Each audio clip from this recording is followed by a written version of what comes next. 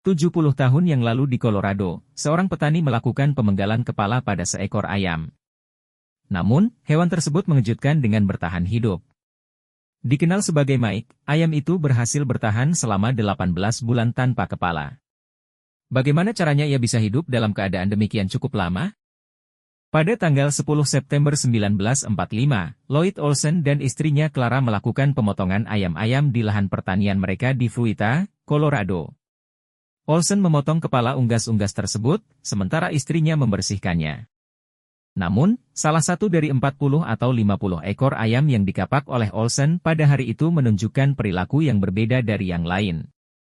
Ayam tersebut diletakkan di dalam kotak tua yang biasanya digunakan untuk menyimpan apel di lahan pertanian, dan sebuah obor dinyalakan pada malam hari. Ketika Lloyd Olsen bangun keesokan harinya, dia menemukan bahwa ayam itu masih bernyawa, seperti yang dijelaskan oleh Waters. Pada akhirnya, mereka semua jatuh. Namun, salah satunya tetap hidup, bangun, dan berjalan-jalan, demikian dijelaskan oleh Troy Waters, cucu dari pasangan itu, di peternakan mereka di Fruita. Ayam itu terus menendang dan berlari, menunjukkan ketidakmauan untuk diam. Cerita Waters, istri Troy, menjelaskan bahwa cerita ini merupakan sesuatu yang tidak biasa dalam keluarga mereka. Waters mengetahui cerita itu ketika mereka masih kecil, pada saat kakek buyut mereka sakit dan hanya bisa berbaring di tempat tidur bersama keluarga. Kamar Troy bersebelahan dengan kamar kakek buyut, dan kadang-kadang pria tua itu tidak bisa tidur dan akan berbicara tanpa henti selama berjam-jam. Waters menjelaskan bahwa dia membawa ayam yang telah dipotong ke kota untuk dijual di pasar daging.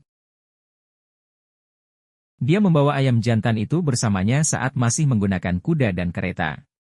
Dia melemparkannya ke dalam kereta, membawa ayam tersebut, dan mulai mengajak orang untuk bertaruh dengan bir atau barang lainnya bahwa dia memiliki ayam tanpa kepala yang masih hidup. Berita tentang ayam ajaib tanpa kepala dengan cepat menyebar di sekitar Fruita, tersebar dari mulut ke mulut. Bahkan, koran lokal mengirim seorang reporter untuk mewawancarai Olsen. 2 minggu kemudian, seorang promotor pertunjukan bernama Hope Wade datang dari Salt Lake City, Utah, yang berjarak sekitar 300 mil atau sekitar 482 km dari Colorado. Dia membuat tawaran yang langsung, membawa ayam tersebut ke dalam arena pertunjukan untuk menghasilkan pendapatan. Awalnya, mereka mengunjungi Salt Lake City dan Universitas Utah, di mana ayam tersebut ditempatkan dalam sebuah wadah yang digunakan untuk percobaan.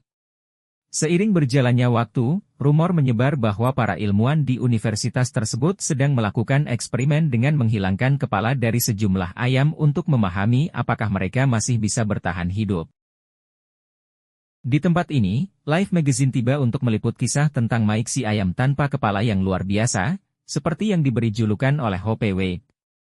Bersama-sama, Lloyd, Clara, dan Mike memulai perjalanan keliling Amerika Serikat.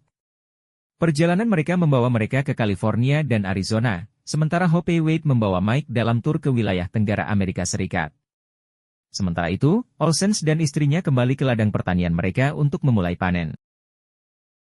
Perjalanan yang dilakukan oleh unggas ini dicatat dengan cermat oleh Clara dalam sebuah buku yang dipelihara dengan baik oleh Waters hingga saat ini. Surat-surat datang dari berbagai daerah di Amerika, totalnya sekitar 40 atau 50 surat, dan tidak semuanya mengandung pesan positif. Salah satunya mengaitkan Olsens dengan Nazi, sementara seorang individu dari Alaska mengusulkan pertukaran paha Mike dengan kaki kayu. Mayoritas surat tersebut ditujukan kepada pemilik ayam tanpa kepala di Colorado, karena mereka kesulitan menemukan alamat peternakan keluarga ini. Setelah melakukan perjalanan tur, Olsens membawa Mike si ayam tanpa kepala ke Phoenix, Arizona, saat mereka dihadapkan pada bencana pada musim semi tahun 1947. Waktu kematian hewan itu adalah di Phoenix, jelas Waters. Mike diberi makanan cair dan air langsung dimasukkan ke tenggorokannya. Mereka juga membersihkan lendir dari dalam kerongkongannya menggunakan alat penyemprot dan membersihkan kerongkongannya dengan sebuah alat suntik. Pada malam ketika Mike meninggal, mereka terbangun di kamar penginapan mereka oleh suara yang mirip dengan suara burung tercekik. Saat mereka mencoba mencari alat suntik, mereka menemukan bahwa Mike telah meninggal.